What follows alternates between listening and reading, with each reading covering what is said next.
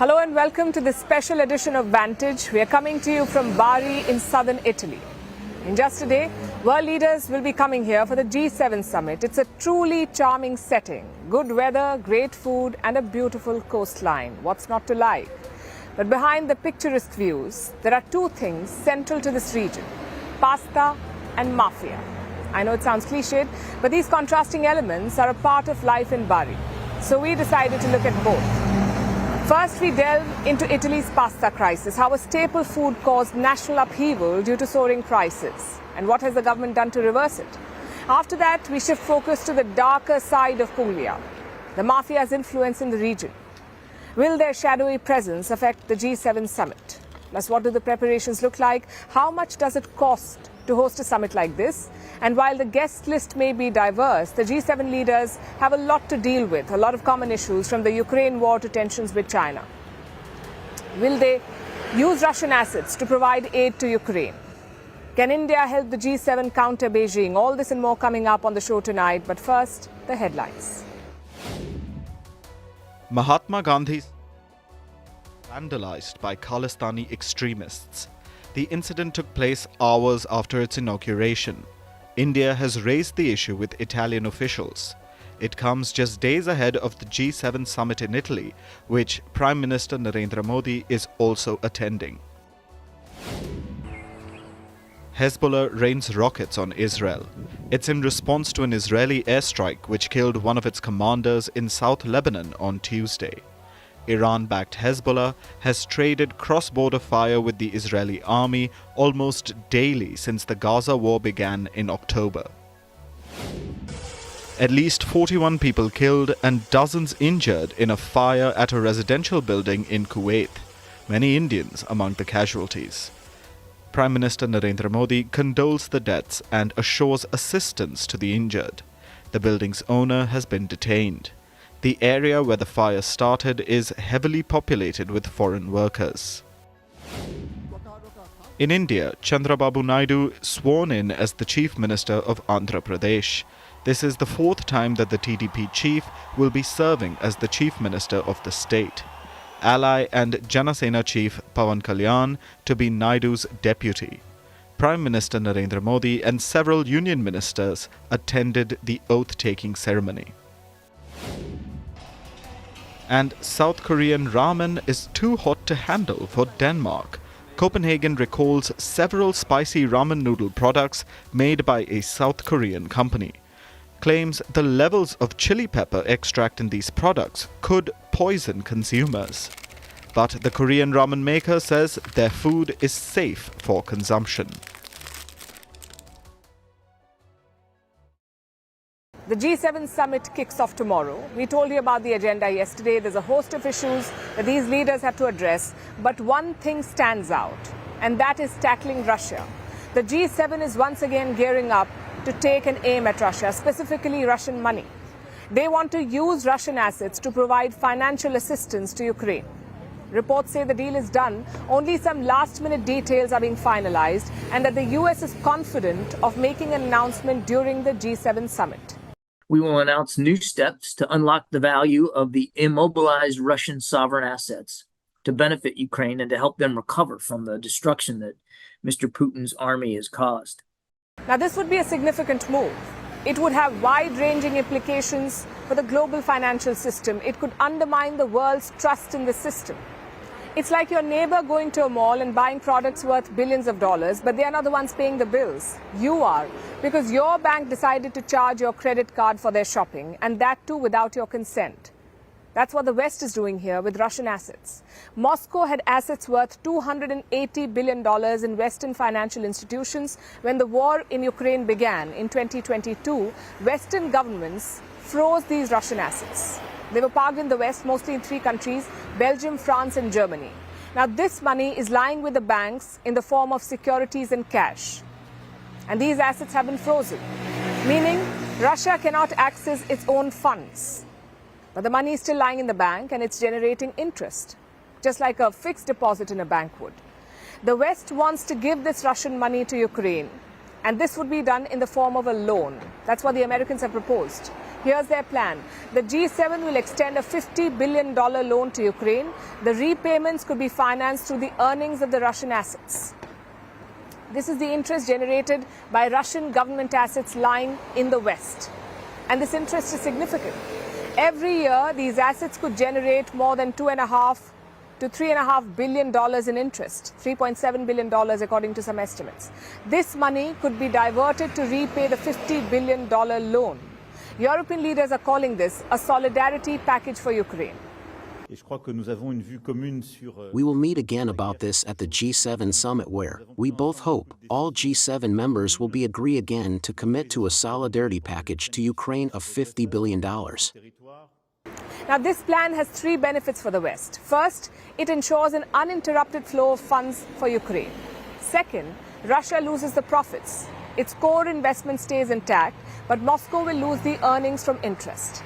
And third, Russian assets will become bargaining chips for future negotiation with Moscow for potential peace talks. Now, if this plan goes through, what will Russia do? Can Moscow stop the West from diverting its money and handing it over to Kiev? Back in the month of March, Russia had threatened to sue the West. The Kremlin had said that if profits from its assets are diverted, it will use, and I'm quoting, all possible judicial mechanisms to hit back at Europe. We consider any attacks by the European Union or by anybody else against Russian assets as illegal and in violation of the fundamental principles of international law. We are talking about another attempt to legitimize theft at state level. But the EU is ready to push back, so there could be a legal face-off. Although Vladimir Putin is going a step further now, last month the Russian president signed a decree which gave the Russian state some new powers. If they want, they can now simply seize any Western asset in Russia. This includes properties, real estate, securities, even Western stakes in Russian companies. They can take all of it. And the Russian state can now step in and simply take over. Moscow claims it has identified some assets already. These assets are worth $290 billion. Currently, they're owned by Western interests. So if the G7 goes ahead with this plan, Moscow is expected to respond in kind, and this battle is expected to escalate. But it's not just about Russia and the West. This face-off sends a troubling signal to the rest of the world too. Financial assets of sovereign nations are being weaponized here. This is already leading to unintended consequences. Central banks around the world are nervous. Today it's Russia, tomorrow it could be them. Their assets held by Western institutions could also be frozen in a similar fashion. So this is a clear vulnerability. They're increasing their gold reserves and they prefer to hold them at home now, within their borders. That's what banks are doing. In 2020, 50% of the world's central banks held part of their gold reserves at home. By 2023, this number shot up to 68%, and it's likely to go further up. By 2028, 74% of the central banks may move most of their gold reserves back home. Recently, India's RBI, the Reserve Bank of India, also shifted around 100 tons of its gold back from the UK to India. This was a rare move. Since 1991, the RBI did not think about executing such a transfer. And how much gold does the RBI have in its reserve? Reports say around 822 tons of gold. So part of it is outside India, the other half stays in India. So how did the RBI explain this move? The central bank said it had the space to store the gold within the country, so it decided to use that space. There was no mention of the geopolitical tensions between Russia and the West, but it goes without saying that these tensions are influencing the decisions of central banks around the world. Their faith in the international banking system is eroding. The G7 may succeed in transferring Russian money to Ukraine, but they would end up paying a huge price for it. Now let's talk about the G7 members, the leaders of the participating nations. 6 out of the 7 face domestic hurdles. Tough elections on the horizon, dwindling support, and the possibility of an ouster. 6 of the G7 leaders face this. The only exception is the host. Italian Prime Minister Giorgia Meloni. Her stock is on the rise, while the other leaders are facing a rout. First, let's look at the struggling politicians. 3 of them are in immediate danger. US President Joe Biden, UK Prime Minister Rishi Sunak, and French President Emmanuel Macron. Biden faces an election in the month of November this year, and he's barely hanging on. Recent polls show that he's neck and neck with his rival Donald Trump, even though Trump is now a convicted felon. That shows that the US public does not rate Biden very highly, and he may just get the sack in a few months from now. Things look even worse for Rishi Sunak. The British Prime Minister is trailing by a massive margin. His party is staring at a rout in the election next month. Their fate should be sealed in about 3 weeks from now. So it's likely that this G7 summit will be Rishi Sunak's last. Then there's Emmanuel Macron, the French president, who's taken a risky gamble. He called for snap parliamentary elections after his party got a drubbing in the recent European Union parliamentary elections. The EU results showed that Macron's party has lost public confidence, and he wants to turn that around immediately. If his ploy works, if his party manages to win the election, his position will be secure. However, if they lose, Macron will become a lame duck president. The opposition will take over the French parliament. They will block every move of the president. So Macron will be almost powerless till he leaves office in 2027. So this is how Biden, Sunak and Macron are placed. Then we come to the other three leaders who are struggling. German Chancellor Olaf Scholz, Canadian Prime Minister Justin Trudeau, and Japanese Prime Minister Fumio Kishida. Scholz is in the same boat as Macron. His party did very badly in the recent EU elections. They came third in Germany. So like Macron, Scholz seems to have lost popular support. But unlike Macron, Scholz is not trying to salvage his legitimacy. So far, he has resisted calls for a snap election. It seems that he wants to ride out the storm instead of facing it head on. But this strategy may not help his popularity, and whatever he does, Germany will still go to polls next year at the latest. So if not now, Olaf Scholz may be out of the door in a year's time. Then there's Canadian Prime Minister Justin Trudeau. His country goes to polls next year as well, and he currently has a record low approval rating, the lowest in history for a leader of his party. Opinion polls suggest that Trudeau won't survive the next election. Then there's Japan's Prime Minister Fumio Kishida. His cabinet has hit its lowest approval since he took charge. They've been rocked by one scandal after another. His party has been linked to a controversial church. The alleged ties led to the assassination of former Prime Minister Shinzo Abe. 4 of Kishida's cabinet ministers had to quit last December over a fundraising scandal. This prompted a new funding law last week in a bid to control damage. But Kishida's popularity continues to sink, and he may not be able to survive the next general election that is slated for 2025 in Japan. So to recap, Biden, Sunak and Macron could lose power this year. Scholz, Trudeau and Kishida could be out next year, which means 6 out of the G7 government, 7 leaders, are in a weak position, 6 out of 7. The only exception, like I said, is the host, Italian Prime Minister Giorgia Meloni. She emerged as a big winner of the recent EU election. Her party more than doubled their seat tally. It makes her a force to be reckoned with in Europe and in the G7, and Meloni knows this. It is a message that comes to us from Italians. Go ahead, go ahead. I take it as someone's message to say go ahead and do it, if possible with greater determination. A sign that I understand, a sign that I am ready to seize. And I'm proud that we are heading to the G7 and to Europe with the strongest government of all. She said the strongest government of all. Giorgia Meloni knows that she's firmly in the driver's seat. She's the only G7 leader who seems to have public support. In fact, support for her has increased since she came to power. So as the others struggle with their legitimacy, Meloni could be the one taking the lead. One of the key discussions this week will involve the EU's top job, the post of European Commission President. The current President, Ursula von der Leyen, will be at the G7 summit. She will sit down with Scholz, Macron and Meloni to try and formalize an EU parliamentary coalition. Now, von der Leyen needs support from at least 2 of these 3 leaders, and Meloni is in the strongest position to negotiate a deal here. If she extends her support to Ursula von der Leyen, the EU Commission would have to accommodate Meloni. And this would cement her place as a global leader. And given how her peers are struggling, no one seems to be better suited to take on a bigger role at the global stage. So Meloni has the mandate, both at home and in the EU Parliament. And there's been so much buzz over this European Union election in the past few days. I'm sure some of you have wondered, what exactly is the European Parliament? What does it do? Why does it hold elections? And why do the European parliamentary elections matter? And since we're focusing on Europe, let's address these issues one by one. First of all, what is the European Parliament? Now, Europe is made up of about 50 countries, the continent of Europe. 27 of these countries form a bloc called the European Union. Now, each of these countries has their own government, their own election, and their own way of functioning. But as part of the EU, they also have some things in common. They share some things in common, like a common market, a common currency, and the same rights. And to regulate and run all of this, the European Union has some common institutions. These are bodies that take decisions for the entire bloc. And which are these bodies?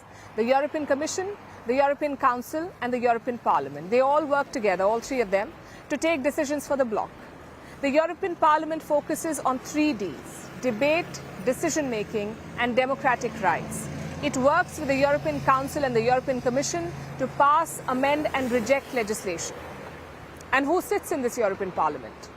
There's a total of 720 members. They are elected as members of national parties. They contest as members of national parties in their respective countries. But once they join the European Parliament, they're organized by political affiliation. Like there are leftists, centrists, and the right wing. Right now, there are 7 such groups, plus some independent members in the European Parliament, which brings us to the second question. Who elects them? The people of EU countries. 450 million citizens cast votes to elect these members of the European Parliament. In fact, it is the only EU institution where members are elected. So essentially, it's like the voice of the people. This election is held every 5 years through a secret ballot. It is organized by the 27 member states. The number of seats for each country depends on its population. For example, Germany is the most populous EU state. It has more than 84 million people. So Germany gets the most number of seats in the European Parliament, and that is 96. Malta is the smallest country by population, so it gets 6 seats.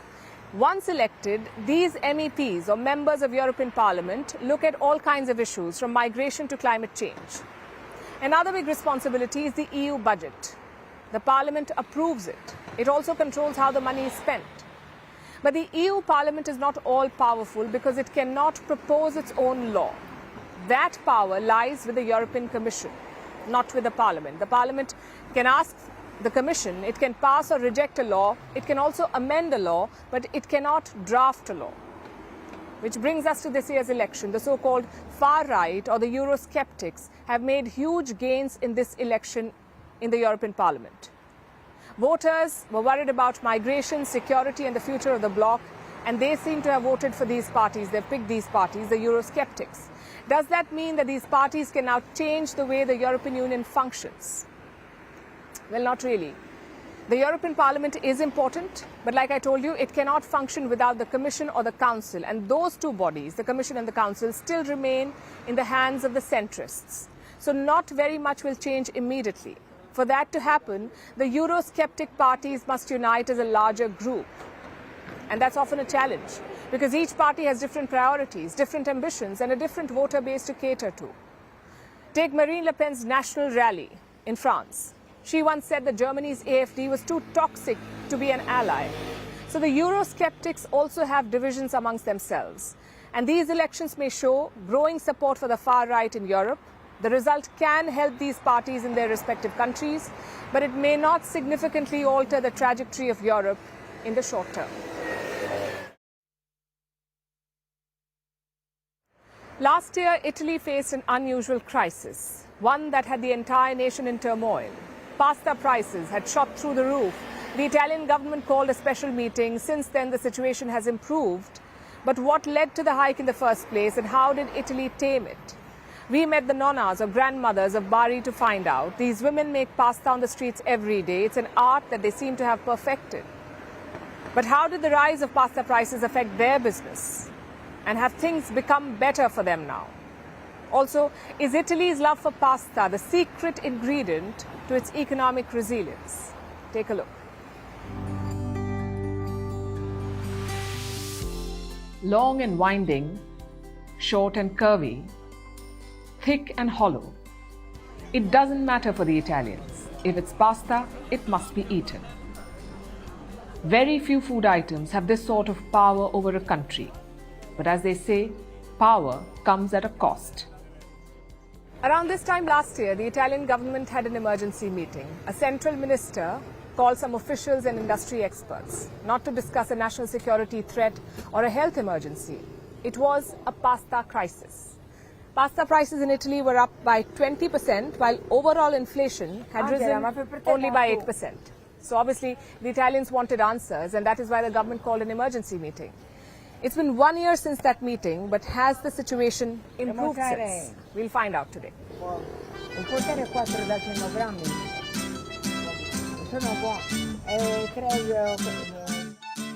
Bari is the perfect place to test this out. One of the key landmarks here is the Norman Castle. Around 100 meters away, you see this narrow passageway.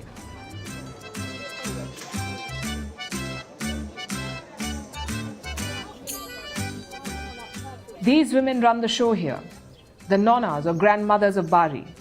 Their work is equal parts inspiring and mechanical. Stretch, cut, roll and repeat.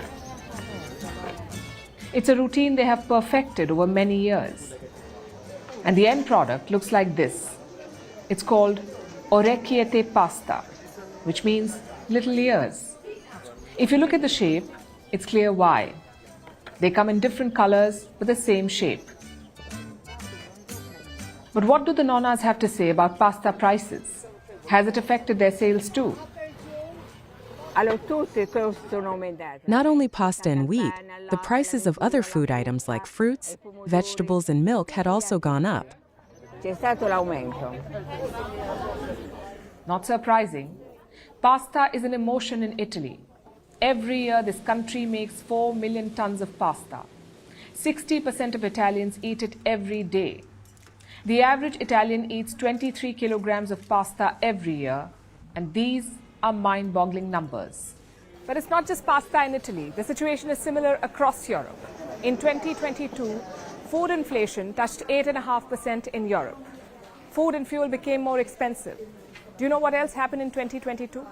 Russia invaded Ukraine. And Europe's response to this invasion was to isolate and punish Russia. But in the process, they ended up punishing their own people. Take the pasta example. Pasta is made of wheat. Do you know who produces and exports this wheat? Russia and Ukraine.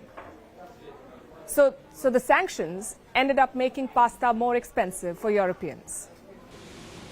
Italy did make amends though.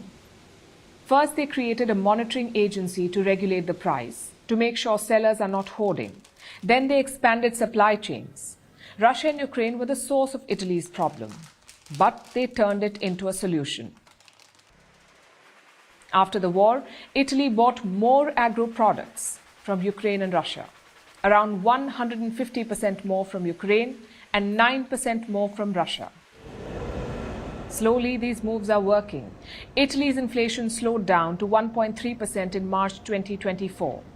Compare that to the EU average, which is more than 2.5%. So Italy's strategy worked. In 2022, their inflation was at a 4-decade high. But since then, it has fallen 10 percentage points. And it comes at the perfect time. Germany and France have been the two top economies of the EU. They were considered Europe's growth engines. But now Italy has a chance to break this duopoly. Inflation is already under control here. Its GDP is growing faster than Germany and France. And chances are that going forward, Germany and France will be caught up in domestic squabbles. So this is Italy's opportunity to steal their thunder. It's all about consistency. Maybe their love for pasta is not their weakness after all. Maybe it will strengthen their resolve to fight inflation. So Italy's economic situation has been improving, but has it improved enough to bear the cost of the G7? Because global summits are not cheap, and the G7 is no exception. Canada was the G7 host in 2018, and the summit cost taxpayers 605 million Canadian dollars. That's about 440 million US dollars at today's exchange rate. In 2019, France was the host. They toned down the spending, but the bill still came to over 36 million euros, which is more than $39 million today. And this was when France decided to use existing infrastructure. The UK played host in 2021, and the bill for that summit crossed $115 million. So clearly the G7 is a drain on the host nation's coffers. And Italy looks like it is going all out. Let's show you the venue, the Borgo Ignazia Resort.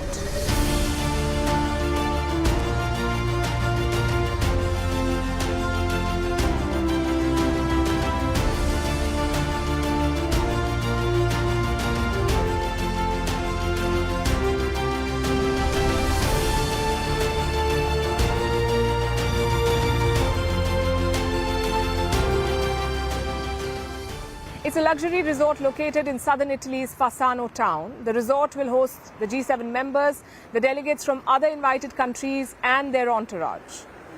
So it definitely won't be cheap. And the costs don't end here. There are also gifts. Male prime ministers will be gifted silver cufflinks made according to my design in a package branded Tallarico for the G7. For female prime ministers and the spouses of the male prime ministers, there will be handbags, a shopper, a bag that I created about a year and a half ago, and it is having success, and I am very pleased that this new product was chosen as a gift by Meloni for the summit in Puglia. That was Maurizio Tallarico, the owner of an Italian tailoring store. His products are bespoke and world famous. His ties have been worn by almost every Italian prime minister or president. Even US presidents like Barack Obama and Donald Trump wear his ties. So this gift hamper will be worth quite a bit. Next, there are the security costs.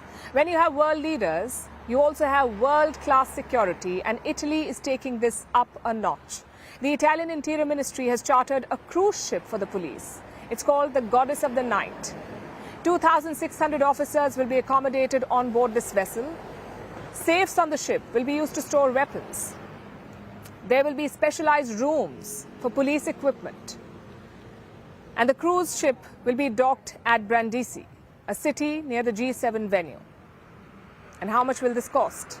The charter cost has not been made public, but cruise ships can cost upwards of $1.5 million a day. Then there will be cost for police deployment as well. When the G7 was held in the UK in 2021, more than half the cost was for security, so the Italian cruise corps will squeeze the taxpayers. Now, considering all these tall expenses, the G7 summit will have to deliver results. And that depends on who's coming. You obviously have the G7 members, they're all coming, but the other guests are equally important. Meloni has gone all out. The guest list includes Indian Prime Minister Narendra Modi, Saudi Crown Prince Mohammed bin Salman, Jordan's King Abdullah II, multiple African heads of state, and even the Pope. The Pope will be delivering a lecture on artificial intelligence, which may sound odd, but apparently the Pope has been working with AI for years. The Vatican and firms like Microsoft began collaborating in 2020 on some principles known as the Rome Call for AI Ethics. So that is why the Pope will deliver a lecture on artificial intelligence. Then there are the other guests. Giorgia Meloni has opened the doors for almost everyone, it seems. She wants the world present for her moment of glory when she takes her place as one of the G7's most powerful leaders. The guest list shows various priorities: the war in Ukraine, the war in Gaza, illegal immigration to Europe, and ties with Arab nations. Meloni wants to be part of all these conversations, and that is why she's invited so many delegates. It's her signal to the world that Italy has finally returned to the global stage. Puglia is famous for a lot of things. Its olive groves, its picturesque streets, the beautiful coastline. But there's also something else that this region is known for, and that is the mafia. I know what you must be thinking, Italy and mafia. How cliched, but it's also true. This region is home to Italy's fourth organized crime group. They infiltrate almost everything from local businesses to the government. So what explains this mafia culture, and more importantly, will it affect the G7 summit? We decided to find out.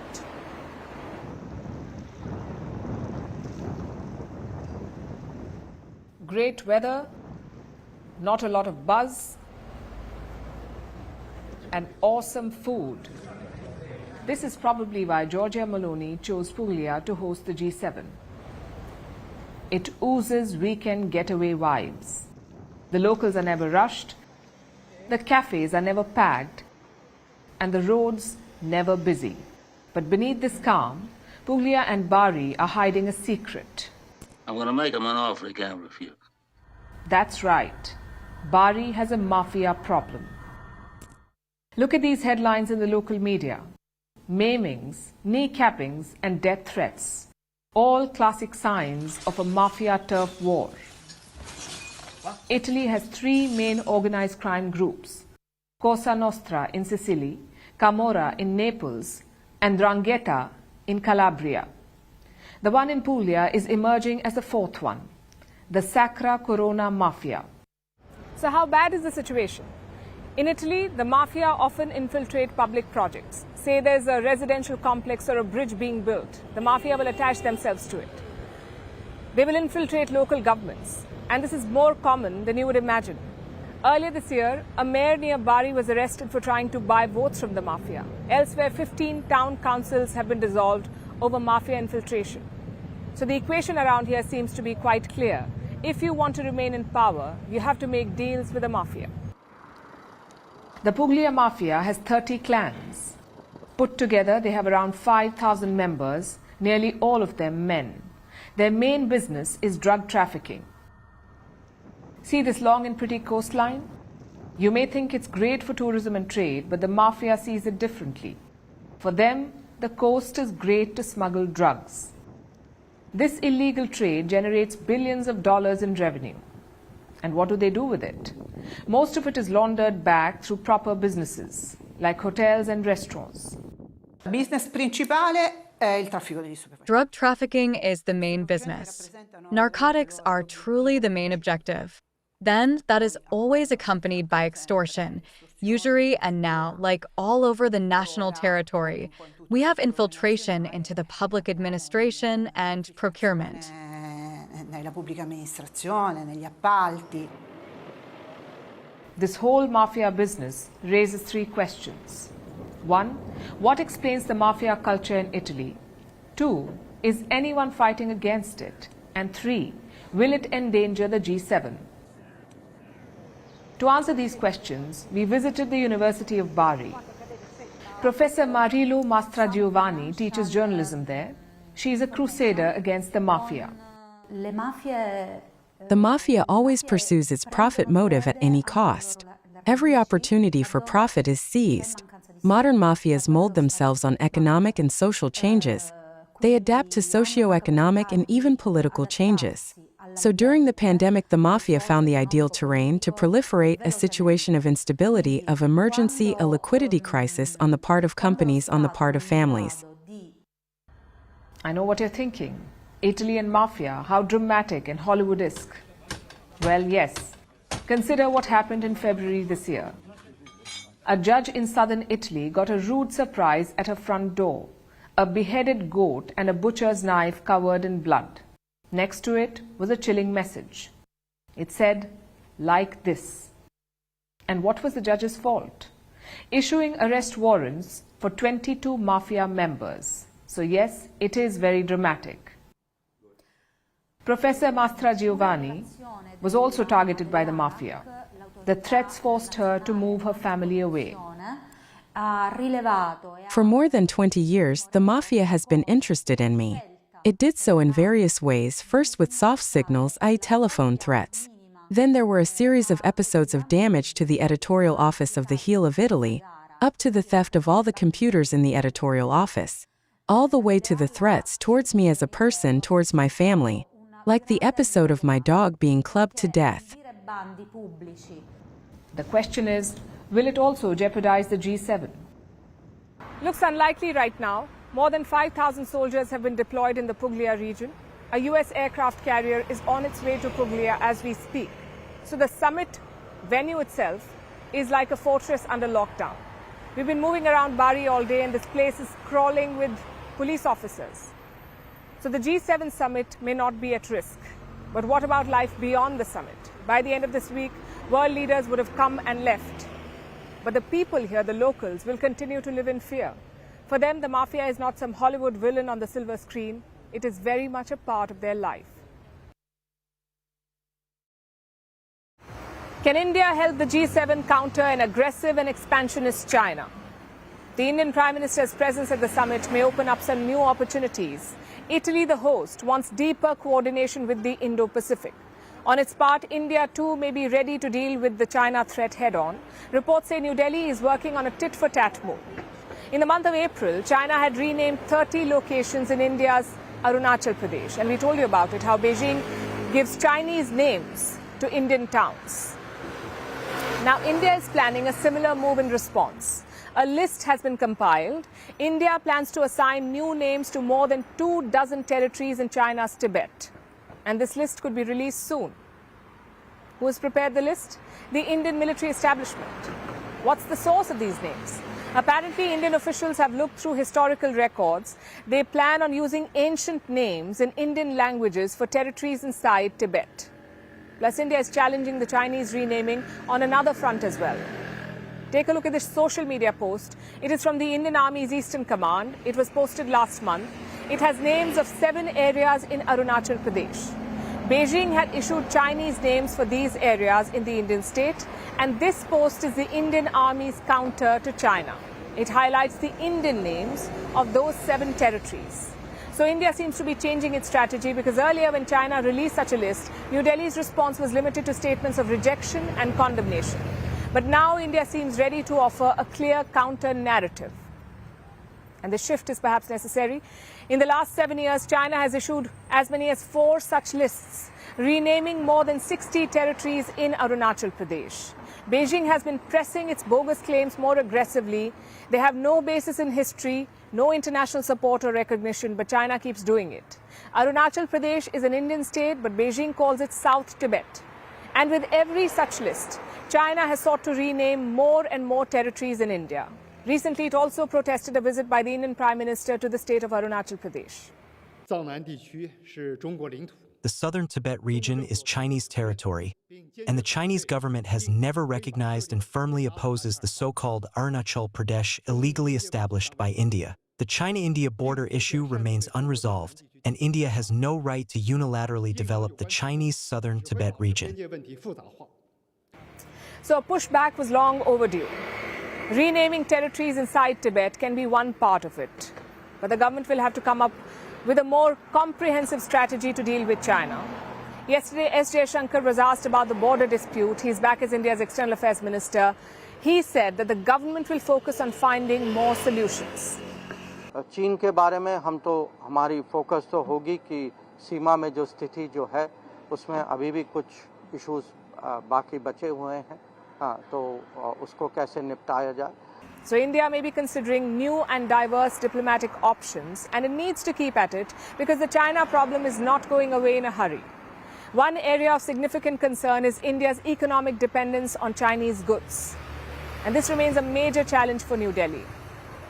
Take a look at this new report. India could greenlight joint ventures between Indian and Chinese companies. This is what the report says. But this would happen with some preconditions. Like the position of the Indian partner, they must hold a majority stake in the joint venture. This is the proposal at this point. But such joint ventures could create economic vulnerabilities for New Delhi, because Beijing has a reputation of using trade as a leverage to extract concessions. So how can India avoid this?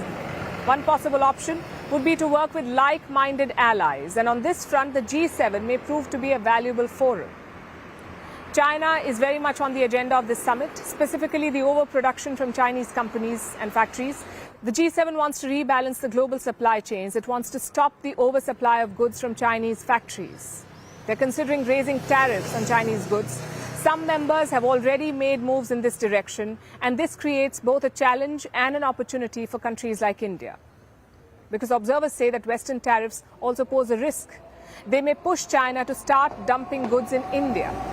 So India should raise this issue and demand safeguards at platforms like these. It also has a chance to improve trade relationships and push for a rebalancing of trade equations with the West. You see, the Chinese economy is weakening, so there cannot be a better time for New Delhi to make the most of this global shift. This Sunday, terrorists attacked a bus carrying pilgrims in Jammu and Kashmir's Riyasi district. The incident shocked India. Yesterday, a second attack happened in the Kathua district. 2 terrorists opened fire at a village. Both were neutralized, but a civilian was injured and a police officer was killed. Soon after, there was another attack, this time in the Doda district. Terrorists attacked a joint checkpoint of police and security forces. 6 people, including 5 soldiers, were injured.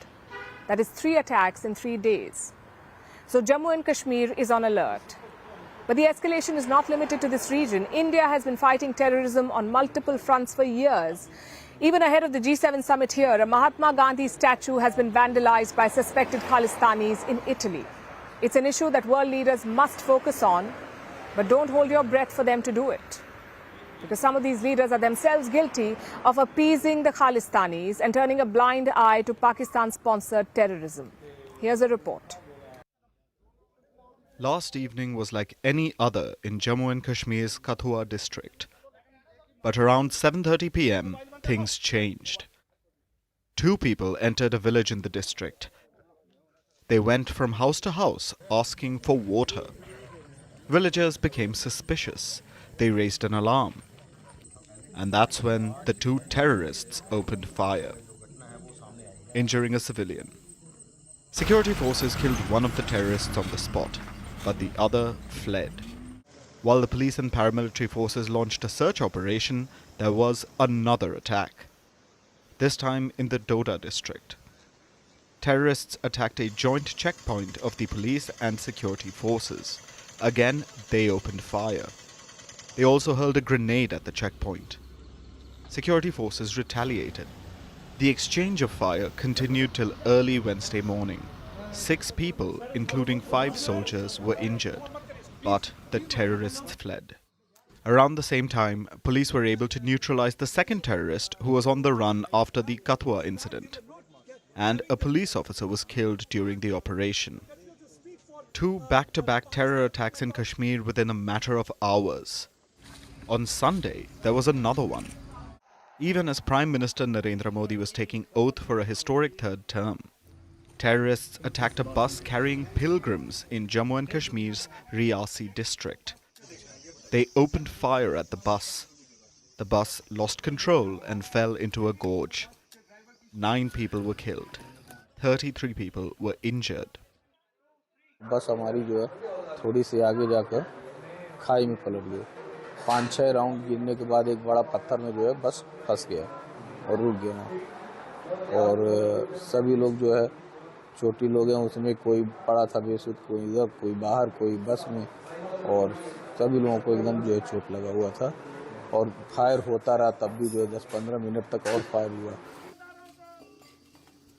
So that is 3 attacks in 3 days. The big question is, who is behind these attacks? The Pakistan-backed TRF, or the Resistance Front, claimed responsibility for the Riyasi attack. The TRF has been linked to the Lashkar-e-Toiba. It has also been responsible for terror attacks in Rajouri and Poonch over the last month. Meanwhile, Kashmir Tigers has reportedly claimed responsibility for the Kathua attack. It's an offshoot of the Pakistan-backed terror group Jaish-e-Mohammed.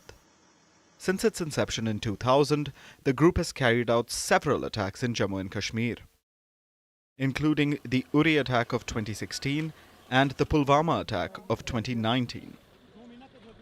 So far, many details remain unclear, but one link is clear. India's neighbor, the hotbed of terrorism, Pakistan, continues to ravage Kashmir. Ironically, these attacks come at a time when former Pakistan Prime Minister Nawaz Sharif congratulated Prime Minister Narendra Modi on his historic win. Sharif says that advancing the well-being and security of both nations will remain Pakistan's priority. So, is fueling terrorism in Kashmir Pakistan's idea of advancing security? ये हमारा एक hostile neighbour है जिसके यहाँ पर जो peaceful हमारा सारा एनवायरनमेंट है उसको डैमेज करने के लिए उसकी हमेशा कोशिश ये रहती है तो लिहाजा ये जो इन्फिल्ट्रेशन है ये appear to be fresh infiltration Jammu and Kashmir is on alert, but this escalation is not limited to it. Ahead of the G7 summit in Italy, a Mahatma Gandhi statue has been vandalized. But this time, the alleged culprits are Khalistani extremists. India's security is being threatened on multiple fronts. While the West loves to preach to India unnecessarily, it would be better if they instead use their voice against these cowardly attacks on India and its national icons.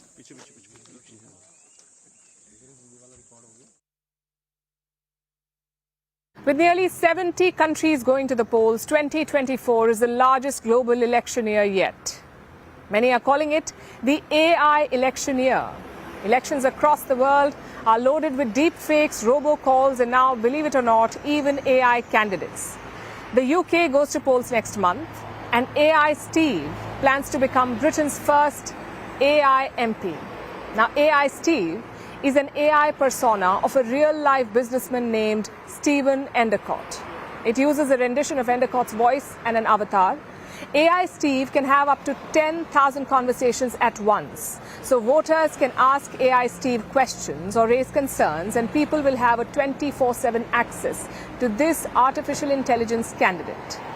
But if elected, who will show up in the parliament? Will it be the AI persona or its creator? Should people vote for an AI candidate? Also, is this a sign of the times to come? Here's a report. Stephen Endicott is a UK-based businessman. For years now, he's been frustrated with the government. So Endicott decided to quote-unquote stop talking to the outside, get inside the tent and start changing policy. In 2022, he stood in a local election in a bid to enter politics. Although this venture ended in a loss, Endicott hasn't given up.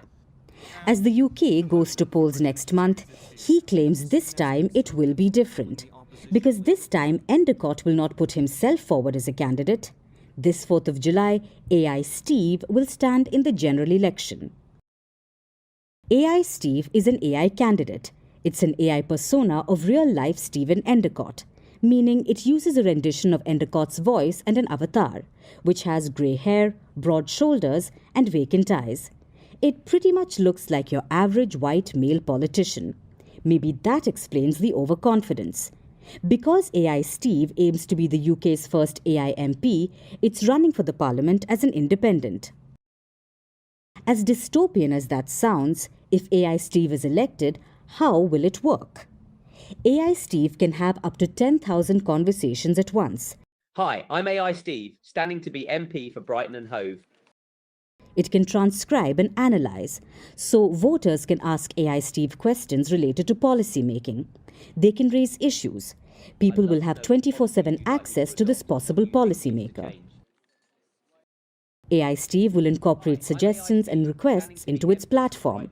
Based on the data, it will make policy decisions. But here's the catch. If it wins, you won't find AI Steve visiting the parliament. It's merely a conduit.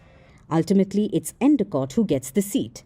And AI Steve will be represented by its creator Endicott, who will attend parliamentary sessions and meetings. But there are a few problems here. First, Endicott claims that he will vote always in line with the constituent preferences, meaning the opinions expressed by AI Steve. But that sounds like a hefty promise, almost too good to be true. Second, how trustworthy is AI Steve? What do we really know about him? AI is known to hallucinate or glitch. Plus, at least for now, it lies in the hands of the creator. Who's to say that the technology can't be used for the wrong reasons? The worst case scenarios are one too many, and they're not limited to AI Steve. This is the year of AI elections. With nearly 70 countries going to elections in 2024, AI is being used across the board. Putin's illegal occupation of Kyiv and the impending... From AI-powered callers to deepfakes. Yes, indeed, I and my surroundings... AI is transforming this global election year, all while policymakers are playing catch-up with technology.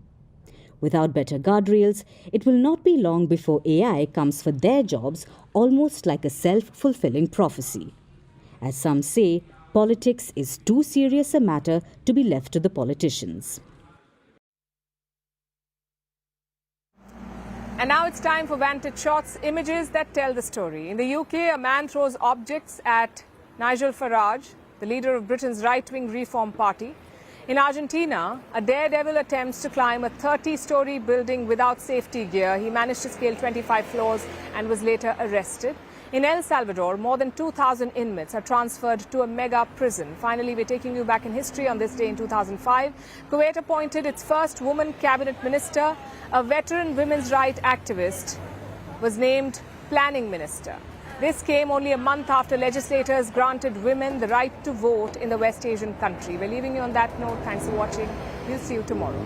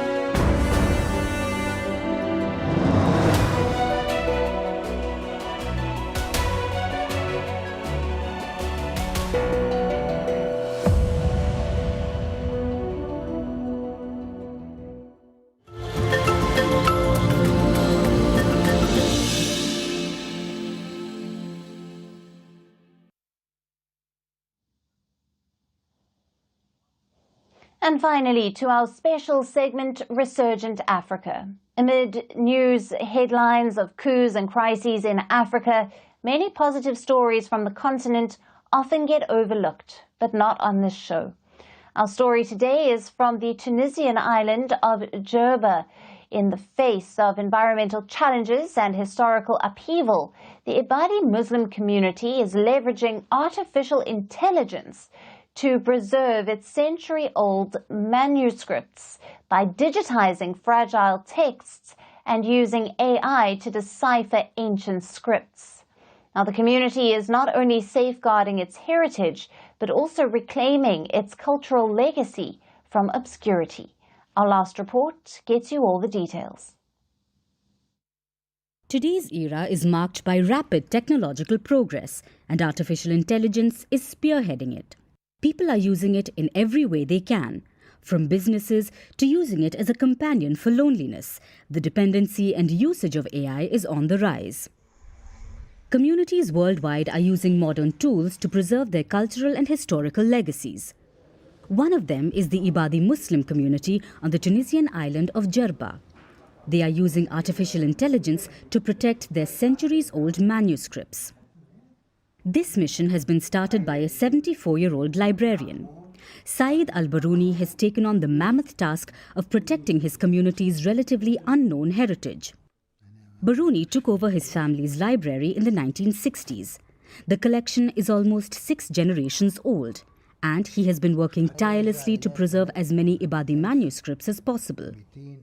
My grandfather and my father are graduates of Zitona and were passionate about this heritage and took on the responsibilities of sheikh and imam. They preserved the collection. We then took up the torch and made them available to researchers across all universities, both in Tunisia and abroad. Because ancient Arabic cursive is difficult for modern readers to interpret, Biruni has started using Zinki, an AI software that reads and simplifies ancient manuscripts. Feras Ben Abid, a London-based Tunisian software engineer who created Zinki, believes the tool makes it possible to access numerous manuscripts that would otherwise be indecipherable. It also helps to correct misunderstandings about certain topics, such as Ibadi heritage. The library houses over 1,600 ancient Ibadi texts and books. The material is on a variety of subjects, including astrology and medicines. Some of the work dates back to 1375 AD. Around 1,200 pages of manuscripts were digitized. We formed around 5 teams to correct the errors because the artificial intelligence software leaves a margin of error of between 1 and 10%. We formed teams to correct the small margin of error and we managed to correct completely. Biruni keeps the manuscripts in a small conservation room. Numerous weathered books stand among ozone generators that prevent paper deterioration by stopping mold and other harmful organisms from forming. The manuscripts are cleaned and digitized. Biruni sees it as the only viable solution today for saving these old texts. Most of their manuscripts are now kept in family libraries. Every family in Jerba has these libraries, but many manuscripts have been sold or traded. Fortunately, our grandfather had stipulated that these books were not to be inherited, sold or shared. So we kept everything. And then the founder's children and grandchildren added to the collection by buying manuscripts sold in the Jebra market. The Ibadi Muslim community in Tunisia's Jerba is the perfect example of resilience and adaptability. By incorporating AI technology, they are not only safeguarding their rich heritage, but also ensuring that future generations can access and appreciate these historical manuscripts and bridge the gap between the past and the present.